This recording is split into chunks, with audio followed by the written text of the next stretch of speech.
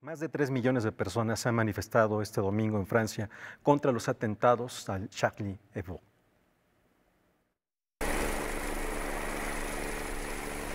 Hoy París es la capital del mundo, asegura el presidente de Francia, François Hollande.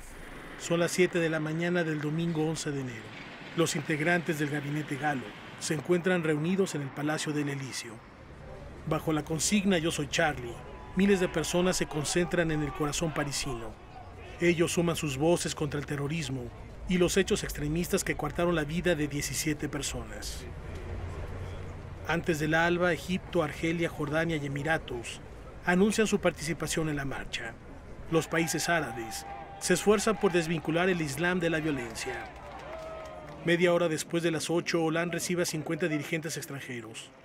Entre ellos, el primer ministro israelí Benjamín Netanyahu, el presidente palestino Mahmoud Abbas, Mariano Rajoy, presidente del gobierno español, el primer ministro británico David Cameron y la canciller alemana Angela Merkel. El llamado por la libertad de expresión y en solidaridad con las víctimas del Charlie Hebdo encuentra ecos en Madrid y Atenas. A las 9 de la mañana son ya cientos de miles las personas reunidas al pie de las Puertas del Sol, quienes después de un minuto de silencio entonan la marsellesa. Media hora más tarde, liderada por los funcionarios europeos y los familiares de los caricaturistas muertos, comienza la manifestación. En la National Gallery, situada en la Plaza Trafalgar de Londres, más de 1000 personas elevan lápices de colores al cielo. Se estima que para las 11 de la mañana, el número de participantes alcanzaba 1,5 millones de personas tan solo en París y triplicando la cifra en todo el territorio francés. 5.500 elementos oficiales y militares vigilan la denominada Marcha Republicana. El mandatario francés termina la jornada en la Gran Sinagoga de París, donde rinde homenaje a la memoria de las 4 víctimas de la comunidad judía que fallecieron en el último de los 3 atentados yihadistas.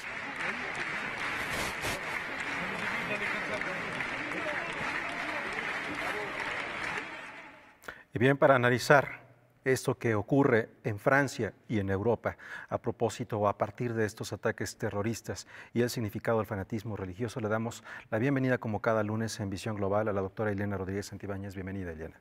Hola, ¿qué tal, Wemansing? ¿Qué tal? Hola, Rafael. Elena, muchas gracias. ¿Por dónde comenzar? ¿Qué tantas aristas podemos analizar a partir no solo de los atentados del miércoles, sino de lo que se vivió este domingo allá en Francia? Bueno, lo que se observó que fueron en realidad 3.5 millones de ciudadanos en toda Francia protestando o manifestándose en contra de los sucesos acontecidos el pasado martes y luego en el mercado de comida kosher perteneciente a judíos, pues expresan varios sentimientos. La división entre Je suis Charlie o Yo soy Charlie o Yo no soy Charlie, que también es otra de la visión en contra, que expresan cosas importantes como, primero, la libertad de expresión. ¿Tiene límites o no tiene límites? Sabemos que el semanario Charlie Hebdo hacía una sátira que a veces podía ser muy ofensiva para diversas religiones, no exclusivamente la musulmana. Pero por otra parte también habla de un dejo de antisemitismo, como pudimos ver el ataque al mercado de comida kosher, pero también lo que podemos observar, entre otras cosas, es ¿existen las políticas del Estado de inclusión de los inmigrantes? Porque si bien es cierto, los hermanos Kouachi, que son los que cometieron este terrible atentado, eran franceses, pero finalmente sus ascendientes eran precisamente de origen musulmán, de alguna forma expresan también la falta de pertenencia a la cultura que los protege o los arropa. Y de entonces viene un cuestionamiento muy grande que es, ¿los valores de Occidente pueden ser estandarizados y extendidos hacia otras culturas? ¿O hay un límite para el respeto de esas convicciones? Pensemos que Francia prohibió el velo o utilizar el chador en las escuelas de carácter público. ¿Hay tolerancia o no? ¿Por qué hay tolerancia para Charlie Hebdo, pero por qué no hay tolerancia para que las mujeres musulmanas utilicen el chador? Entonces, habría que señalar primero, y bueno, hablamos de Francia. Francia es la cuna de la democracia moderna. En la antigua sabemos que es Grecia, pero los principios de libertad, igualdad y fraternidad que comentabas fuera del aire, Wemancin, pues se acotan precisamente a partir de la Revolución Francesa. Entonces son los baluartes de la democracia los que se expresan ahí, pero habría que cuestionarnos si la libertad de expresión tiene límites y cuáles son esos límites. Los límites los otorga la propia ley. Si nosotros estamos convencidos de que un tercero atenta contra nuestros dichos, pues utilizamos los mecanismos legales para ir en contra de esos dichos o los mecanismos judiciales, pero no tomamos la violencia como una forma de expresión y que cobre vidas. Entonces, me parece que es un caldo de cultivo que expresa muchas situaciones y una preocupación latente. Precisamente ayer, en las primeras horas de esta madrugada, ya Francia anunciaba el movimiento de 10,000 activos o de tropas para cuidar algunos edificios e instituciones que pueden ser vulnerables a nuevos atentados. Entonces, hay un miedo real después de estos atentados que vimos la semana pasada, que por cierto hay que señalar, la policía francesa había dado muerte a los que atentaron en menos de 53 horas. Es decir, hubo una capacidad de investigación importante, aunque Manuel Valls, el primer ministro francés, se lamentaba en un comunicado en los primeros sucesos del día martes en que no había sido suficientemente eficaz la inteligencia francesa, puesto que no había prevenido los atentados que habían acontecido. A mí me llama la atención muchas cosas, Iliana, estas imágenes que vemos no solo del fin de semana, sino a partir del atentado, nos hacen despertar de un sueño. Pareciera que habíamos estado en un mundo en donde aparentemente se habían ganado las libertades, pero cuando es lógico, si queremos más seguridad, y esto a partir de lo que ocurre en Francia, va a ocurrir en Europa de la misma manera que ocurrió en todo el mundo después del ataque de las Torres Gemelas en 2001. A partir de mayor seguridad se pierden libertades. ¿Qué es lo que ocurrirá después de esto? ¿Cómo se modificará el mundo? Y de qué manera también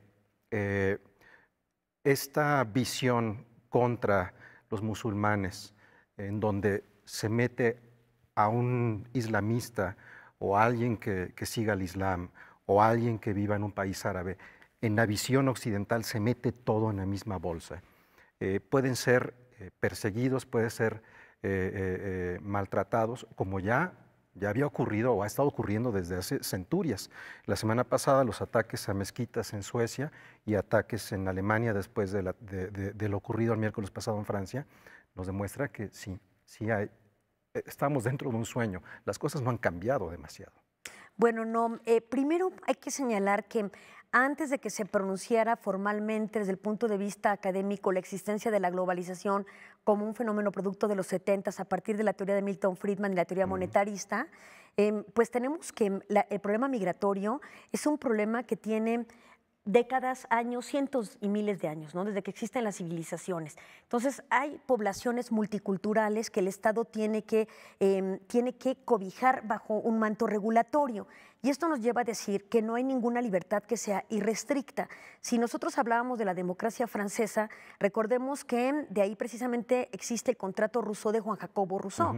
Y esta voluntad general o pacto general o contrato social establece los mecanismos que regulan estas libertades para que pueda haber una coexistencia pacífica y una convivencia armoniosa entre las personas. Hay un jurista italiano que se llama Francesco Carneluti, que tiene un libro que se llama El arte del derecho, y él usa un latinazgo que dice ubi libertas ibi non jus. Donde hay libertad no se necesita el derecho. Las sociedades no hemos evolucionado al grado de ejercer nuestra libertad con plenitud, sin afectar a los demás. Por eso necesitamos todavía el derecho. En tanto eso no ocurra, los límites de esa libertad están expresados a partir de la eficacia y ejercicio del derecho. Entonces, eso hay que entenderlo. Nunca ha habido una libertad plena que nos permita hacer todo lo que queramos sin que haya habido un consenso social para ejercerlas. Pero sí, de nuevo ponen en el foco, a vista de todos, la problemática que se está planteando en Occidente respecto a cómo asimilar e integrar a estas poblaciones que requieren ser escuchadas, pero que también es importante no generalizar ni satanizar a las religiones que conforman estas multiculturas o estas sociedades multiculturales. No podemos promover una islamofobia y decir, ahora todo aquel que practica el Islam hay que perseguirlo, porque finalmente quienes ejercieron estos actos de violencia en Francia fueron aquellos extremistas de la yihad que son finalmente intérpretes fundamentalistas de una religión que no dispone por sí misma el crimen o la violencia como tal. Y finalmente ya vemos precisamente en estas marchas la presencia de los países árabes tratando de separar lo que es el Islam de la violencia, es decir, aquí estamos conscientes y estamos también preocupados por lo que está pasando, pero viene este otro discurso, hablas de límites, hablas de libertades, pero tenemos un par de minutitos para que nos comentes qué hay de ese doble discurso, que era lo que comentábamos fuera también del aire, con el yo no soy Charlie.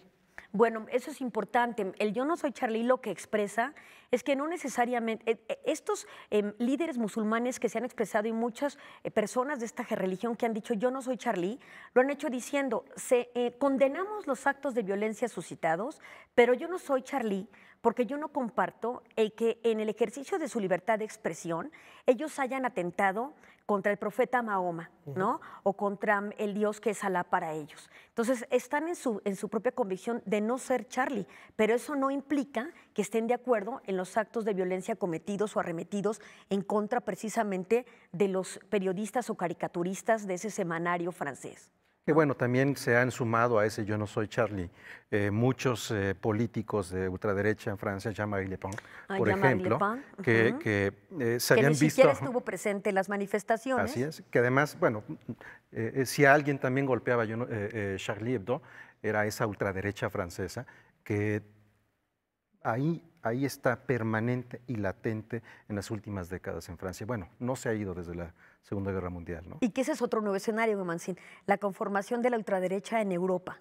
Y además, otro importante factor es el crecimiento del Estado Islámico. Tú decías restricción de libertades. Francia precisamente y la Unión Europea van a proponer la restricción en Internet de aquellos sitios que promuevan precisamente la propaganda que es manipuladora para atraer a los jóvenes que de alguna manera desarrollan estas afecciones hacia estos grupos radicales para impedir que estos sean encadenados a estos grupos fundamentalistas. Anonymous, ¿no? Ya hizo un ataque a una de estas páginas. Entonces esto nos demuestra una vez más cómo la libertad puede ser coartada en atención al colectivo de la sociedad. Lo mismo hizo después de las calles de la Torre Gemela precisamente Bush cuando sacó el Acta Patriota para poder espiar realmente a los ciudadanos estadounidenses y coartar su libertad en el sentido del derecho a la información, ¿no? Entonces, no hay una libertad plena como tal al respecto. Bien, muchísimas gracias. Hay muchas cosas. Es muy interesante el tema y da para todas las áreas del conocimiento el estudio de esta nueva problemática social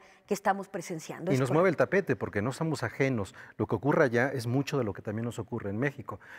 Recordaba antes de comenzar el noticiero 1988, cuando el artista Rolando de la Rosa presentó en el Museo de Arte Moderno una obra en donde ponía unas botas sobre una bandera de México y todo lo que provocó en aquel momento que incluso el entonces director Jorge Alberto Manrique a los pocos días dejó el cargo.